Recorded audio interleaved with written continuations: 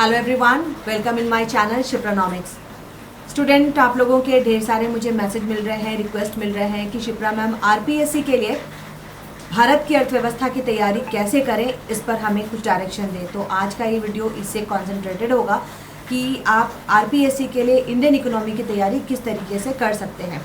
And actually आपका जो syllabus है which is in my hand काफ़ी बड़ा है और मिक्स सिलेबस है, तो इसको एक सिस्टमैटिक वे में पढ़ने की ज़रूरत है। तो इस वीडियो में मैं आपको बताऊंगी कि इसको किस तरीके से सिस्टमैटिक वे में छांट करके और उसको किस तरीके से आप कम समय में कंप्लीट कर सकें।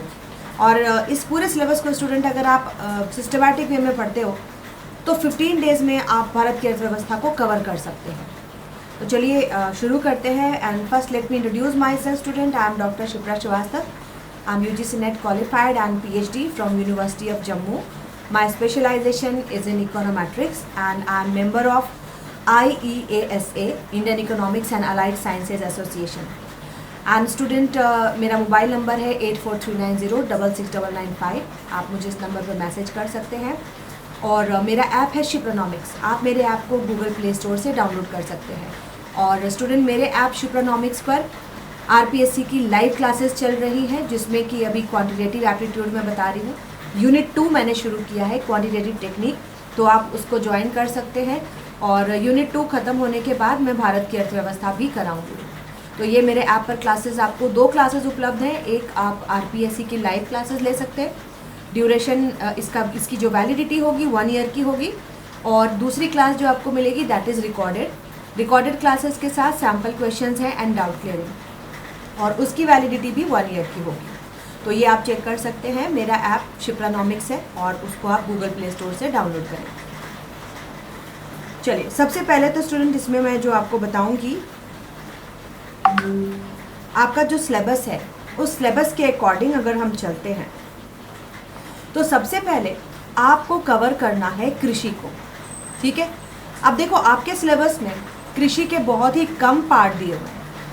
ठीक है, और एक चीज़ मैं आपको और सजेस्ट करूंगी कि अगर अभी तो थोड़ा समय है, आप अगर चाहें तो इसको अच्छे से बुक से, मिश्रा एवं पुरी की बुक से भी इसको कर सकते हैं।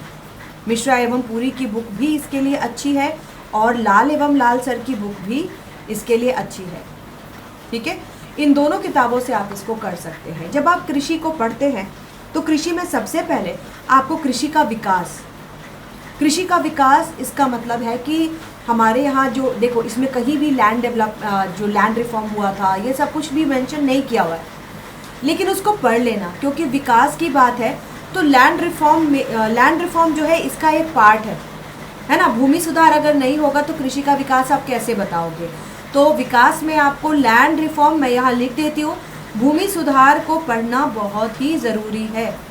ठीक है, भूमि सुधार, और मेनली इसको फोकस रखना कि किसके टाइम में क्या सुधार हुए थे, और वर्ड पर ध्यान रखिएगा, काश्तकारी सुधार क्या था, है ना।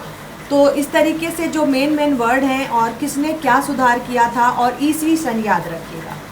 विकास के बाद अगर आप आ जाएं तो इसमें आपको जो भी प्रोग्राम्स हैं, एग्रीकल्चर से जुड़े हुए जो भी प्रोग्राम्स हैं, है ना, उनको आपको करना है। जैसे आपको प्रधानमंत्री कृषि सिंचाई योजना, जो भी योजना है, उन सारी योजनाओं को आपको कवर करना है। तीसरी बात, जब आप ये कर लेते हो तो आपके सिलेबस में भारत की अर्थव्यवस्था में आप देखोगे बिल्कुल लास्ट में या मिड में लिखा है फूड सिक्योरिटी, खाद्य सुरक्षा। लेकिन मैं खाद्य सुरक्षा को इसी के साथ जोड़ के पढ़ाती हूँ, क्योंकि खाद्य सुरक्षा भी इससे जुड़ा हुआ है।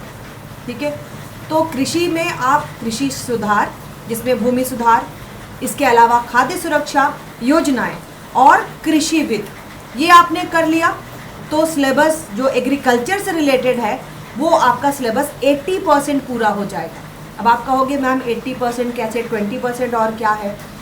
तो 20% जब तक आप इसमें आर्थिक सर्वेक्षण नहीं जोड़ेंगे, आर्थिक सर्वेक्षण के आंकड़े 2022-23 का, ठीक है, आर्थिक सर्वेक्षण 2022-23 का इसमें जुड़ेगा। साथ ही साथ जो बजट आया था उस बजट में कृषि के लिए क्या क्या योजनाएं थी, कितना एलोकेशन था, वो सारी चीज़ें आपको कंप्लीट करनी है। तो ये एक सेगमेंट आपका पूरा होता है एग्रीकल्चर का। तो इतना अगर आप कर लेते हो तो 100% आपका एग्रीकल्चर का सिलेबस जो है वो कवर हो जाएगा। और इसमें इन सभी टॉपिक में भी सबसे ज़्यादा आपको ध्यान किस पे देना है, तो देखो आरपीएससी के एग्ज़ाम के जो क्वेश्चंस होते हैं बहुत डिफ़िकल्ट आते हैं, है ना, और करंट अफेयर से रिलेटेड तो बहुत ज़्यादा आते हैं। तो आर्थिक सर्वेक्षण 2022-23 पर फोकस रखिएगा, बजट 2023 पर फोकस रखिएगा। बाकी ये जो स्टैटिक पोर्शन है ये तो आप सभी कर लेते हो, लेकिन डिसिसिव पोर्शन क्या होता है, जो करंट अफेयर है। ठीक है, अब आप आ जाओ उद्योग पर। तो उद्योग पर भी उद्योग का विकास, ठीक है, उद्योग का विकास के साथ जो भी पॉलिसीज़ बनी थी, इंडस्ट्रियल पॉलिसीज़, उनको सभी को, जो भी औद्योगिक नीति थी उन नीतियों को आपको ठीक से करना है। साथ ही साथ उद्योग संबंधित जितने भी प्रोग्राम्स हैं उन सारे प्रोग्राम्स को आपको करना है। और ख़ासकर देखो उद्योग में यहाँ पर दिया नहीं है, लेकिन लघु सूक्ष्म एवं मझोले उद्योग इसका इंटीग्रल पार्ट है, उसको छोड़िएगा नहीं। एमएसएमई की भूमिका बहुत इम्पॉर्टेंट होती है, इसको आप ज़रूर करेंगे, है ना। तो ये हो गया आपका 70% उद्योग का। अब एमएसएमई करने के बाद देखो उद्योग पर जो अभी रणनीति सरकार की चल रही है उसको भी इसमें आपको डालना है। ठीक है, तो और इसका जो मंत्रालय है, जो कॉमर्स मिनिस्ट्री जो है, उससे भी अभी जो भी जितने भी उनकी पॉलिसीज़ चल रही हैं जिस तरीके से, उनसे आपको अवेयर होना है। इसके लिए आप एक न्यूज़पेपर बिजनेस स्टैंडर्ड मैं आपको बताऊंगी, क्योंकि इसमें बहुत सारे अभी जो इंडस्ट्रियल न्यूज़ हैं वो आ रहे हैं। तो उद्योग का ये आपका 80% जो सिलेबस है वो कवर करेगा। अब इसमें भी आपको economic survey of India 2023 add करना है, साथ ही साथ बजट 2023 ऐड करना है। ठीक है, तो ये जो 2 सेगमेंट है स्टूडेंट, ये आपका इंडियन इकोनॉमी का सबसे बड़ा सेगमेंट होता है। थर्ड में आपको सर्विस सेक्टर पढ़ना है। सर्विस सेक्टर पे बहुत ज़्यादा ध्यान नहीं दीजिएगा। सर्विस सेक्टर से ज़्यादा अगर एग्ज़ाम में खुश हो जाते हैं तो क्या पूछा जाता है कि बिज़नेस प्रोसेस आउटसोर्सिंग के बारे में पूछा जाता है कि निर्यात में किसका ज़्यादा योगदान है ना। तो सेवा क्षेत्र को पढ़ लीजिएगा।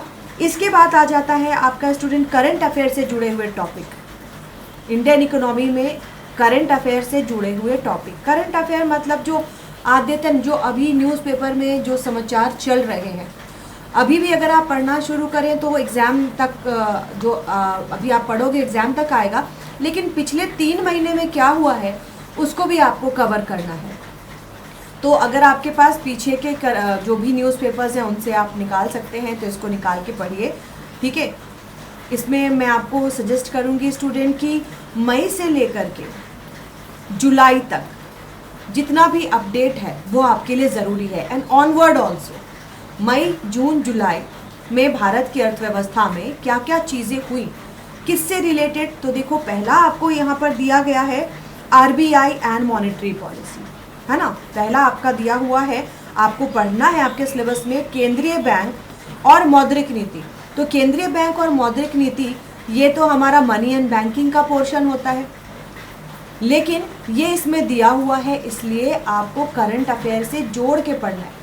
इंडियन इकोनॉमी में पिछले 6 महीने में मौद्रिक नीति में जो भी सुधार हुए, मौद्रिक नीति जिस तरीके से बदली, उसके अपडेट, उसका नोट्स आपके पास होना चाहिए। केंद्रीय बैंक के द्वारा इन्फ्लेशन को कम करने के लिए क्या क्या रणनीति अपनाई गई, उसका नोट्स आपके पास होना चाहिए। और इनका जो स्टांस है, हॉकिश स्टांस है, ठीक है, किस तरीके की ये पॉलिसी अपनाई जा रही है, इस पर भी अभी बहुत एडिटोरियल चल रहे हैं, तो आप उसको पढ़ेंगे तो आपको उसमें हेल्प मिलेगा। इसके साथ ही साथ अब आप आ जाओ फॉरेन ट्रेड, विदेशी व्यापार। विदेशी व्यापार भी अभी जो करंट चल रहा है उसके आंकड़े आपको मिल जाएंगे।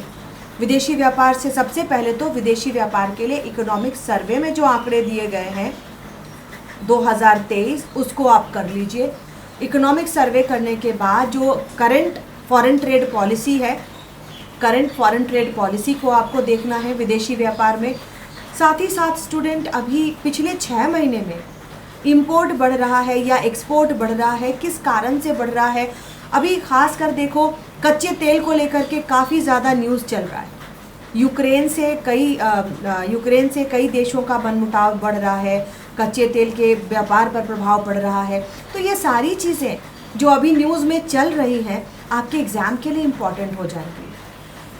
अभी केवल ऐसा नहीं है कि आप जो किताब में दिया हुआ है उसको पढ़ करके एग्ज़ाम को हैंडल कर सकते हैं, क्योंकि पिछला असिस्टेंट प्रोफेसर का भी अगर आप पेपर देखोगे तो कुछ सवाल ऐसे थे जो कि न्यूज़पेपर वाले सवाल थे, जो कि आपको आपकी किताब में नहीं मिलते हैं।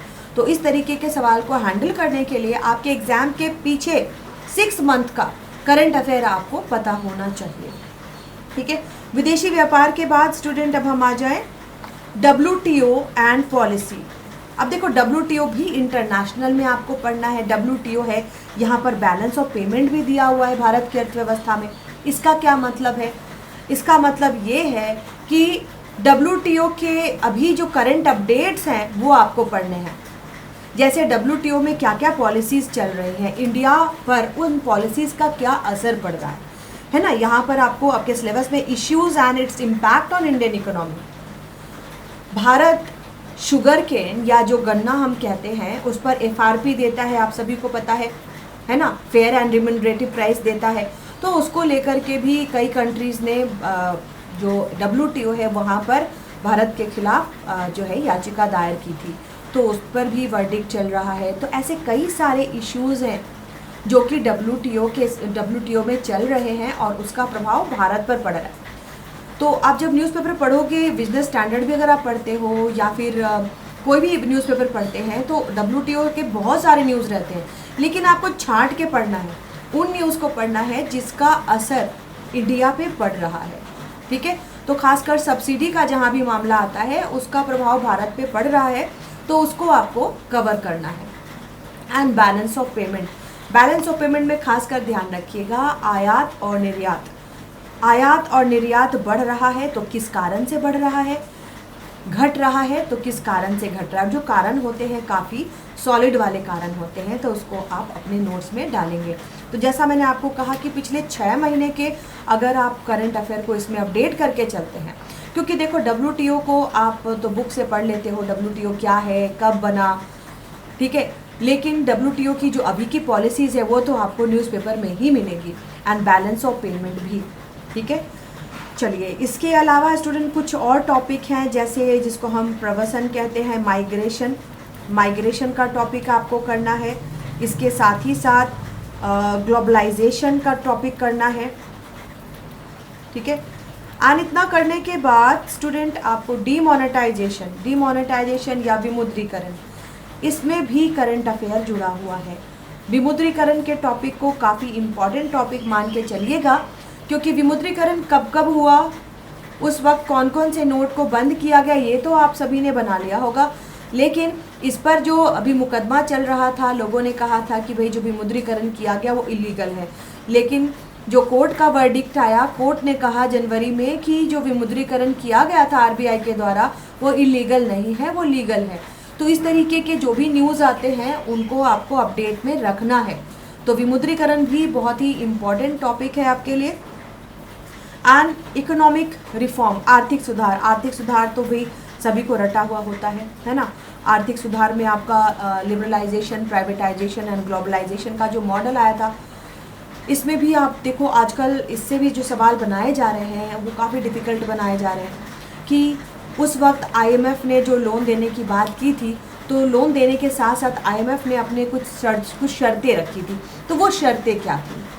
तो इस तरीके के काफ़ी कॉम्प्लिकेटेड जो क्वेश्चंस हैं आ रहे हैं, तो आर्थिक सुधार को भी काफ़ी डिटेल में पढ़ने की ज़रूरत है। एंड नीति आयोग को भी आपको देखना है। लेकिन स्टूडेंट, आप लोगों में से किसी ने पूछा है कि मैम नीति आयोग करेंगे तो क्या पंचवर्षीय योजना नहीं करेंगे?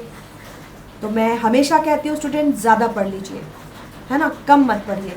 नीति आयोग अगर करना है तो हम पंचवर्षीय योजना रट लें तो इसमें कोई गलत बात तो नहीं होगी। तो 5 ईयर प्लान को करने के बाद उसी में आप जोड़ लीजिए नीति आयोग को, तो ये बहुत ही अच्छा आपका एक नोट्स तैयार हो जाएगा। ठीक है, नीति आयोग ये कर लिया आपने। उसके साथ ही साथ अब जो आपके सिलेबस में सबसे ऊपर में लिखा हुआ है, economic growth in India, major challenges of India, उसको मैं सबसे अंतिम में करती हूँ। क्योंकि अभी आपका जो सिलेबस है इंडियन इकोनॉमी का, जो 80% क्वेश्चंस होंगे वो इन 4 सेगमेंट से आएंगे। और लास्ट में जो सेगमेंट होता है आर्थिक वृद्धि, आर्थिक वृद्धि और भारत की वृद्धि की समस्याएं, इनको आप लास्ट में करना। ये तो थोड़े टाइम में तैयार होने वाला टॉपिक है, लेकिन जो मैंने स्टार्टिंग में बताया वो टॉपिक आपको समय लेगा और आपका जो नोट्स होना चाहिए बिल्कुल अपडेटेड नोट्स होना चाहिए। किताब में सारी चीज़ें नहीं मिलेंगी, तो पिछले अभी से आप स्टार्ट कर लीजिए। पिछला 3 महीना भी कवर करना है और आगे के जो करंट अफेयर होंगे उनको जोड़ करके पढ़ना है। समस्याओं में सबसे पहले देखो गरीबी, बेरोजगारी, इन दोनों समस्याओं को तो इसमें तो आप लोग बिल्कुल आप लोगों का रटा हुआ होता है। मैं जब भी MCQs की क्लासेस लेती हूँ सभी जवाब दे लेते हो, ठीक है। और एक है रूरल डेवलपमेंट, ग्रामीण विकास। ग्रामीण विकास में जो भी गवर्नमेंट की पॉलिसीज़ थी ग्रामीण विकास की, उनको आपको पूरे डिटेल में करना है, ठीक है। Characteristic of population, population policy या जनसंख्या नीति, जनसंख्या नीति के आंकड़े 2011 की जो जनसंख्या के आंकड़े थे उसको भी ध्यान से पढ़ लीजिएगा। और एक चैप्टर दिया गया है इन्फ्लेशन। तो इन्फ्लेशन को इंडियन इकोनॉमी में देने का क्या कारण है? ये कारण है कि इन्फ्लेशन जो है चेंज होता रहता है। तो इसमें सबसे पहले आप CPI इन्फ्लेशन देखेंगे, फिर WPI इन्फ्लेशन देखेंगे, ये कब बना और ये कब बना, ठीक है। इसका आधार वर्ष क्या है, इसका आधार वर्ष क्या है। साथ ही साथ अपडेट्स कि इन्फ्लेशन जो है अगर अभी बढ़ रहा है तो किन कारणों से बढ़ रहा है। CPI बास्केट जो होता है, हम इन्फ्लेशन को तो गवर्नमेंट सारी चीज़ों का इन्फ्लेशन नहीं माप सकती, तो कुछ गुड्स एंड सर्विसेज को एक बास्केट में रख देती है ना। उन सभी की जो कीमत वृद्धि होती है उसको हम कहते हैं increase in the general level of prices. तो उसको देख करके सरकार जो है इन्फ्लेशन का अनुमान लगाती है। तो ये जो CPI बास्केट है उसमें भी आप ध्यान देना कि किन चीज़ों को ज़्यादा महत्व दिया जाता है, ठीक है। वेटेज भार, जिसको हम कहते हैं ना वेटेड एवरेज, तो किन वस्तुओं को ज़्यादा भार दे करके इंडेक्स बनाया जाता है, ठीक है। तो और अपडेट्स इसका ध्यान देना। इन्फ्लेशन का जो टारगेट था 4 ± 2% RBI का, वो अचीव नहीं हो पा रहा था, क्या कारण थे, फिर उस इन्फ्लेशन को कम करने के लिए RBI ने क्या किया, इनको आपको डालना है। ये सभी चीज़ें अगर आप देखोगे तो आपको RBI की साइट है rbi.org, इस साइट पर जा कर के मिल सकती है, ठीक है। तो आई होप स्टूडेंट मैंने आपको ढेर सारी इन्फॉर्मेशन दे दी है, और ये जो मैंने प्लान बना दिया है इस प्लान को स्टिक करते हुए आपके नोट्स बनने चाहिए, तो बहुत ही बढ़िया से इंडियन इकोनॉमी का सिलेबस हो जाएगा। आप लोगों में से मुझे बहुत लोगों ने बोला मैम इंडियन इकोनॉमी कोई नहीं अच्छे से करा पा रहे, इंडियन इकोनॉमी का पूरा नोट्स नहीं मिल रहा। तो स्टूडेंट देखिए, हम जो भी पढ़ाते हैं या कोई भी ट्यूटर कुछ भी पढ़ाता है, मेहनत थोड़ी आपको भी करनी पड़ेगी। जितने भी हम डाटाज देते हैं, जितना भी हम पढ़ाते हैं, उसको एक सिस्टमैटिक वे में अपने तरीके से लिखिए। जो भी लेक्चर में आप देखो, मैं भी अगर पढ़ाती हूँ तो कुछ चीज़ें मैं लिखती हूँ, कुछ चीज़ें मैं बोलती हूँ। तो जो मेरे स्टूडेंट, अब देखो जो पास आउट भी होते हैं या जो बहुत ही इंटेलिजेंट स्टूडेंट, तो क्या करते हैं, लिखा हुआ तो आपके पास रहेगा ही, मैम कई चीज़ें बोल रही होती है उनको भी नोट डाउन करते हैं। तो जो बहुत मेहनत करोगे, बहुत ही माइन्यूटली सुनोगे, ध्यान दे करके काम करोगे, तो बिल्कुल अच्छा नोट्स बनेगा और आप इसको बहुत ही बढ़िया से 15 दिन में कवर भी कर सकते हैं, ठीक है। तो all the best. And student, इसकी लाइव क्लासेस मैं अभी स्टार्ट कर रही हूँ एंड उसमें अभी यूनिट 2 चल रहा है। मेरे ऐप को डाउनलोड करने के लिए आप गूगल प्ले स्टोर पर जाएं और वहाँ से आप उसको डाउनलोड कर सकते हैं। मेरा ऐप है स्टूडेंट शिप्रानॉमिक्स। इसमें आपको ब्लू कलर का आइकन दिखाई देगा गूगल प्ले स्टोर पर। उसमें आपको मैंने जैसा बताया, एक RPSC असिस्टेंट प्रोफेसर की लाइव क्लास चल रही है जिसकी वैलिडिटी 1 ईयर है, और इसमें अभी मैथमेटिक्स चल रहा है, मैथमेटिकल इकोनॉमिक्स चल रहा है, एंड इसके बाद मैं इंडियन इकोनॉमी शुरू करने वाली हूँ, ठीक है। और दूसरी क्लास होगी आपको जो रिकॉर्डेड क्लास होगी। रिकॉर्डेड क्लास में स्टूडेंट आपको जितनी भी क्लासेस लाइव की हैं वो तो मैं डाल ही रही हूँ, साथ ही जो 2 बैच ख़त्म हो गए हैं उनकी रिकॉर्डिंग भी अवेलेबल है। साथ ही आप लोगों के लिए सैम्पल क्वेश्चन भी मैंने डाला है। सैम्पल क्वेश्चंस के साथ डाउट क्लियरिंग क्लासेस भी इसमें अवेलेबल है। एंड लाइव क्लासेस जो होती हैं, मैं इसलिए आपको यहाँ बता रही हूँ क्योंकि यही चीज़ आप लोग फ़ोन करके मेरे से पूछते हो, तो ये मैं क्लियर कर दूँ कि जो लाइव क्लासेस होती है, लाइव क्लास की जो भी मैं पढ़ाती हूँ वो रिकॉर्डेड भी आपको मिलती है। तो अगर आपकी एक आधा लाइव क्लास छूट भी जाती है तो नथिंग टू वरी, जो लाइव क्लास में मैं पढ़ाती हूँ वो रिकॉर्डेड भी आपको अवेलेबल होता है। ठीक है, आज के लिए इतना ही। Thank you so much, bye bye.